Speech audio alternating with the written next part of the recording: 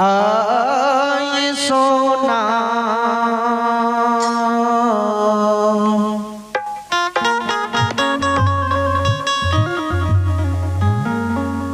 मुट्ठी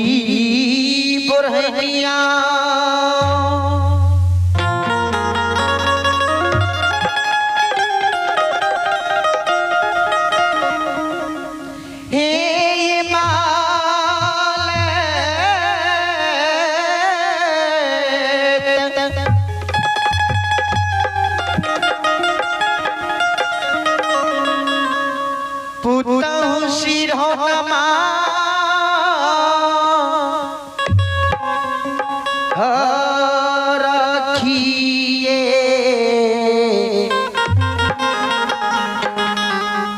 सुताल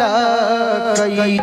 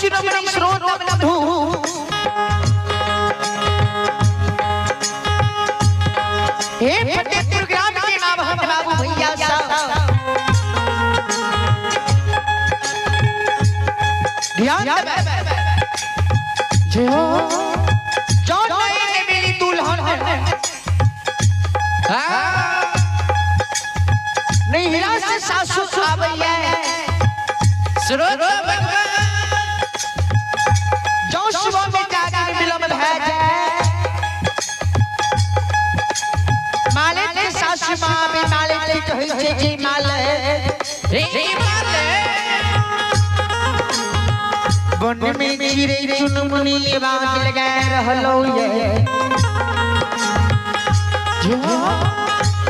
वन में कोयल आवाज लगा रहलो ये माले हे माले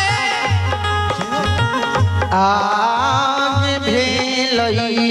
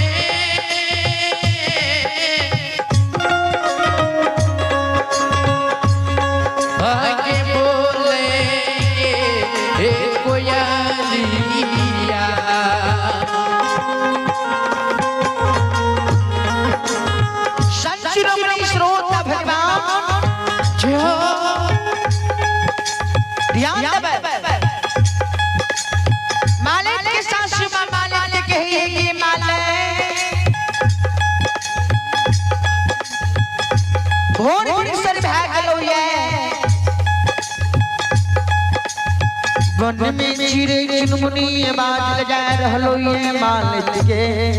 वन में कोयल आवाज लगा रहलो ये माने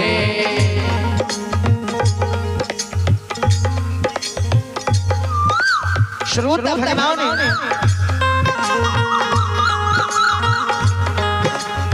संशिरोमणि श्रोता बंधु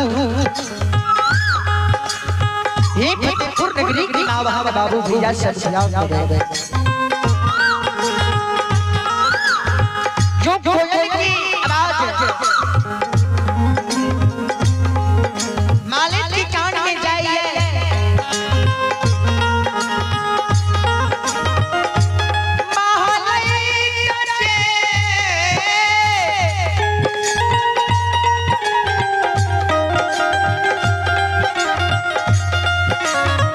सोना मुट्ठी भरैन के लेके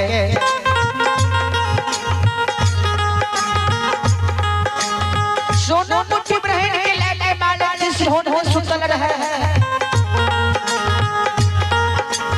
सोना मुट्ठी भरैन के मालिक हाथ के ले लिया ठाकुर जी ये लोहा की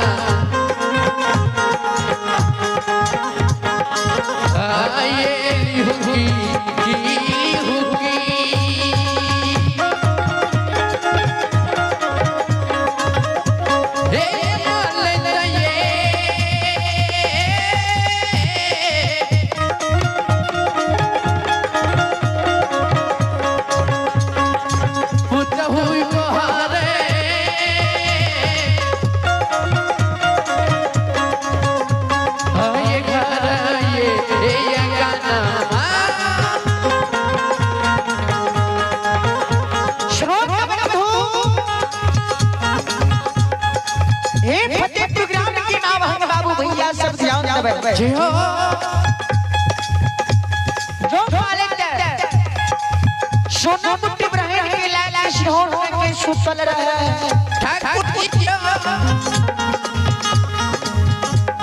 सोना मुट्ठी भरैन के मालिक हाथ के ले लइए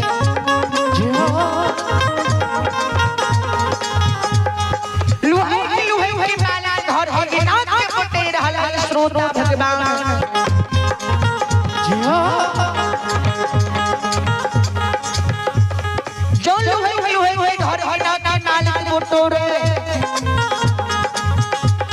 और मालिक का कारी श्रोता भगवान ध्यान देवे घर के नाथ के बटेर के मालिक पिहिया पर के कुर्ली लगा दिए हे फतेहपुर ग्राम के मावा बाबू भैया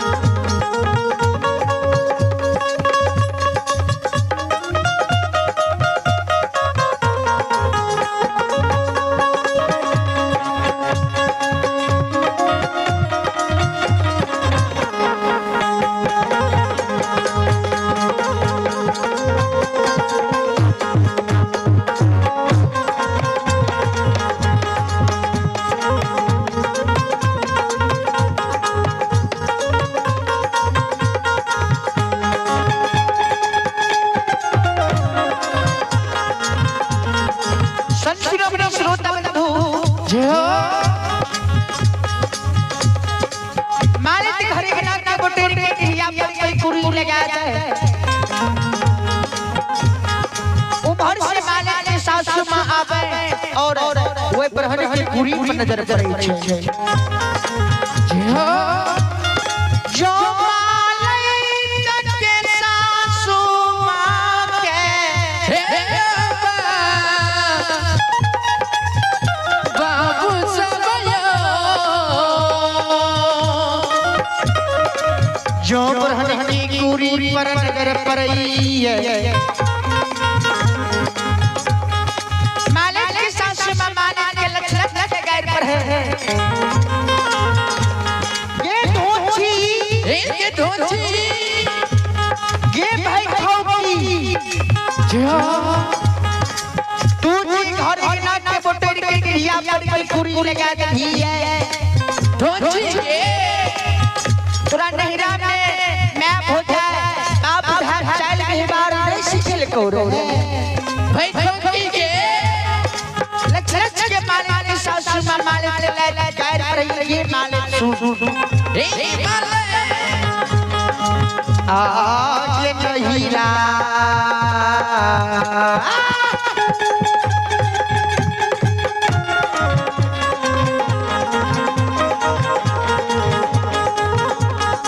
चल बिगड़ल छो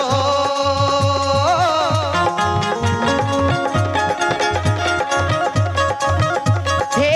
माले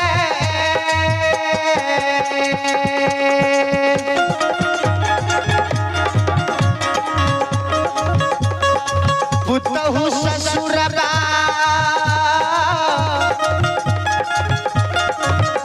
हमें चलो अलग के हमारा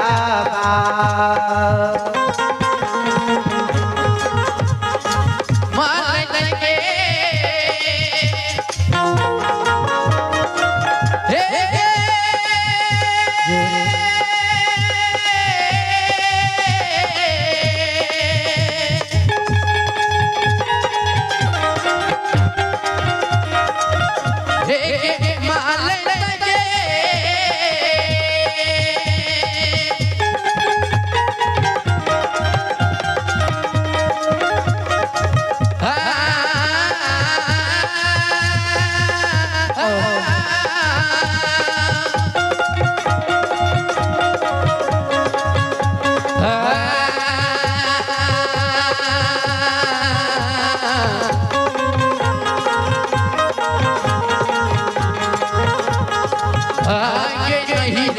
चल बिगड़ल छो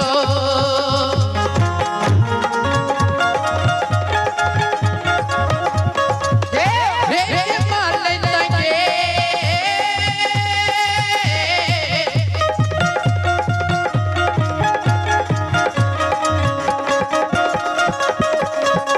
पुतहु ससुरबा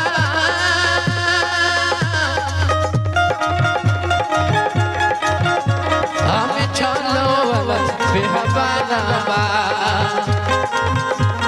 श्रोता भगवान हे फतेहपुर नगरी की मां बहन बाबू भैया सब जान दबे मालिक की सासू माते मालिक के लक्ष्य के गैर पर रे धोची ये भाई खाओगी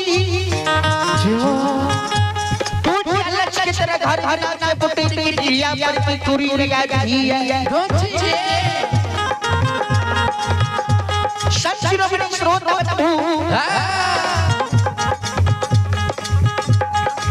मालिक की सासू मां मालिक के लक्ष्य के गैर पर है मालिक के आई सासू मालिक जार से जार काम हे सासू मां किया क्या हमारा भैया बाबा यहाँ सासू माँ ये किया क्या हमारा भैया बाबा तो हाँ लक्ष्य के गैर दे मालिक जार से बिजारा में आज सासू मालिक के जाए हे सासू माँ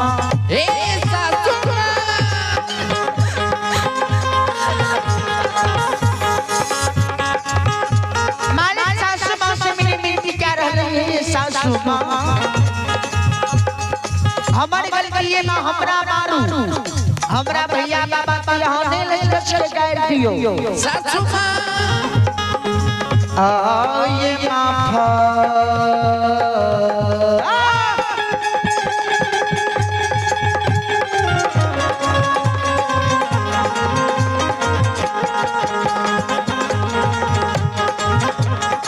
करियो क्षमा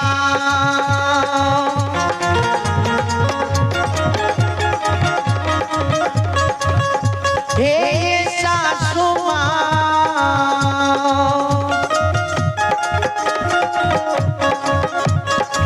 माता ये जलती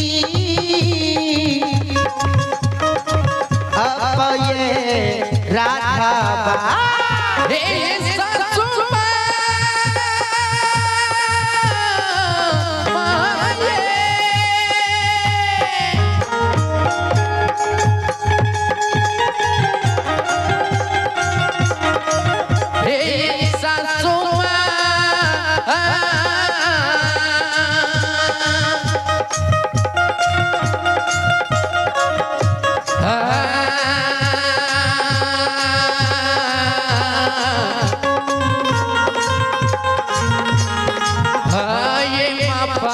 करियो क्षमा